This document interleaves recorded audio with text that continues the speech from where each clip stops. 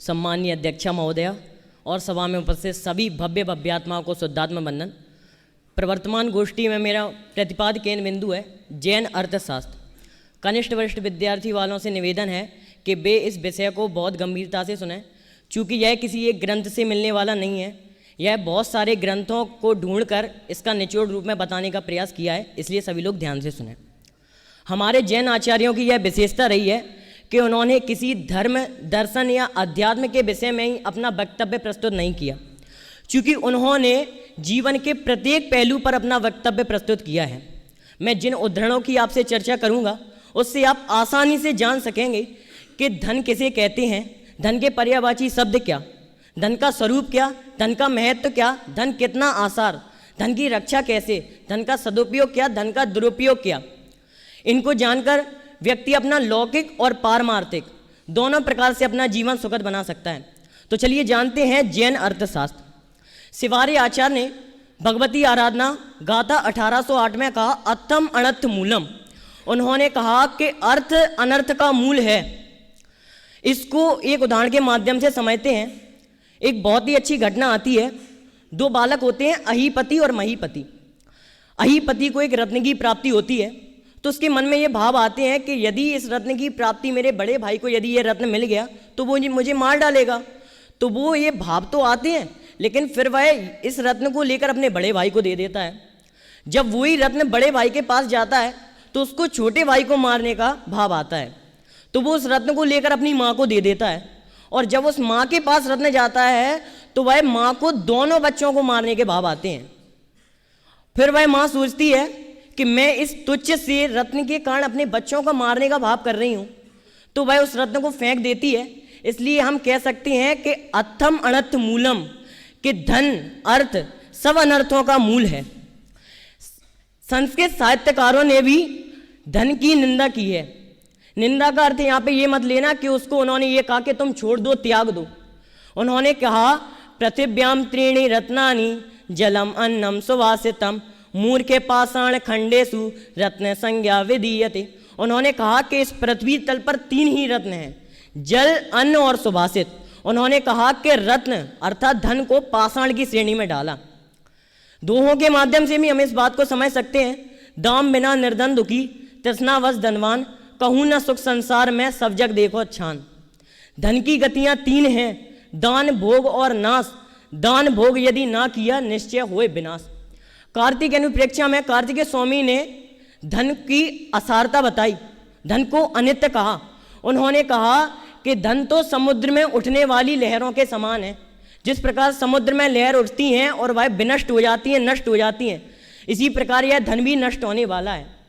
नीति वाक्य अमृत श्लोक 18 में कहा आय व्यय मुखियोर मुनि कमंडलु रेव निदर्शनम, कि जैनियों का अर्थशास्त्र कहाँ है, कि जैनियों का अर्थशास्त्र तो मुनियों के कमंडल में है। इसके लिए एक बहुत अच्छा उदाहरण आता है, वह आवश्यक ही नहीं अनिवार्य है। आचार्य विद्यानंद जी हुए, उनके पास जब मनमोहन सिंह जी आए तो उन्होंने एक प्रश्न किया।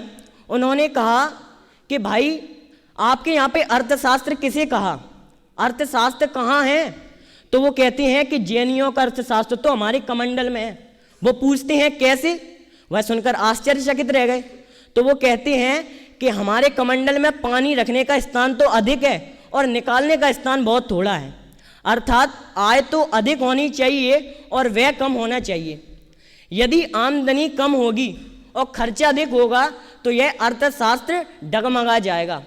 इसलिए एक बहुत ही अच्छा दोहा आता है, आमद थोड़ी खर्च गनेरा यह लक्षण मिट जाने का, हिम्मत थोड़ी रोज गनेरा यह लक्षण पिट जाने का। आपको यहाँ पे एक प्रश्न करे कि आप तो धन को अनित्य बता रहे हो, असार बता रहे हो, तो हम क्या करें, धन की प्राप्ति करें कि नहीं करें? तो भाई जब आप प्रथमान योग के ग्रंथ पढ़ोगे, जब उनका स्वाध्याय करोगे तो आपको यदवा तदवा यह प्रयोग मिलेगा। जैन मुनियों ने भी धन की प्राप्ति के लिए कहा है।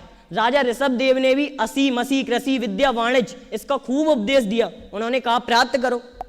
हमारे यहाँ पर पैसे कमाने के लिए मना नहीं कहा है, पैसे कमाते रहना और जीवन खपाते रहना इसके लिए मना कहा है। क्योंकि यदि यह व्यक्ति पैसे कमाते रहेगा तो यह धर्म का मर्म कभी जान ही नहीं पाएगा। यह यही नहीं जान पाएगा कि मोक्ष मार्ग है क्या, क्योंकि सारा समय तो अपना पैसे कमाने में व्यतीत कर देगा और पैसा पाप की तो खानी है, इसलिए वास्तव में पैसे का भी महत्व नहीं है। लो अब कोई व्यक्ति ये सोचे कि भैया धन को ही अर्थ कहा जाता है और कोई अर्थ है कि नहीं, तो भाई लौकिक में भी कहा जाता है समय को धन कहा, टाइम इज मनी, स्वास्थ्य को धन कहा, हेल्थ इज वेल्थ। यहाँ तक कि श्रीमद् रायचंद जी ने समय की महिमा बताते हुए उन्होंने कहा कि चक्रवर्ती की संपूर्ण संपदा बेचकर भी हम एक समय प्राप्त नहीं कर सकते। हमारे जैन धर्म में तो तप को धन कहा, समता को धन कहा, ज्ञान को धन कहा, रत्नात्रय को धन कहा, मोक्ष लक्ष्मी को धन कहा। नियम सार जी में कलश 3 में पद्म मालधारी देव ने केवल ज्ञान को धन कहा, केवल श्री को लक्ष्मी कहा। अब कोई व्यक्ति कहे, कोई सामान्य व्यक्ति यदि हमारे मुनि को देखे और वह कहे कि इनके पास तो हमें धन दिख ही नहीं रहा है, लेकिन वह व्यक्ति भोला व्यक्ति है, वह यही जान ही नहीं रहा है कि सबसे ज्यादा यदि धन किसी के पास है तो हमारे मुनि के पास है। उनके पास ज्ञान धन है, समता रूपी धन है। लौकिक धन तो वित्तरागी बनाता है, लेकिन हमारा जैन धर्म है जो हमें बीतरागी बनाता है। बस दो दोहे के माध्यम से मैं अपनी बात को समाप्त करूंगा, क्योंकि यह बस है इतना बड़ा है कि इसके बारे में जितनी भी चर्चा की जाए वह कम है। धर्म बढ़त तो धन बढ़त, धन बढ़ मन बढ़ जाए, मन बढ़त तो सब बढ़त, बढ़त बढ़त बढ़ जाए। धर्म घटत तो धन घटत, धन घट मन घट जाए, मन घटत तो सब घटत, घटत घटत घट जाए। हम भी इस मोक्ष लक्ष्मी को प्राप्त करें, इसी मंगल भावना से अपनी वाणी को प्रारंभ देता हूँ।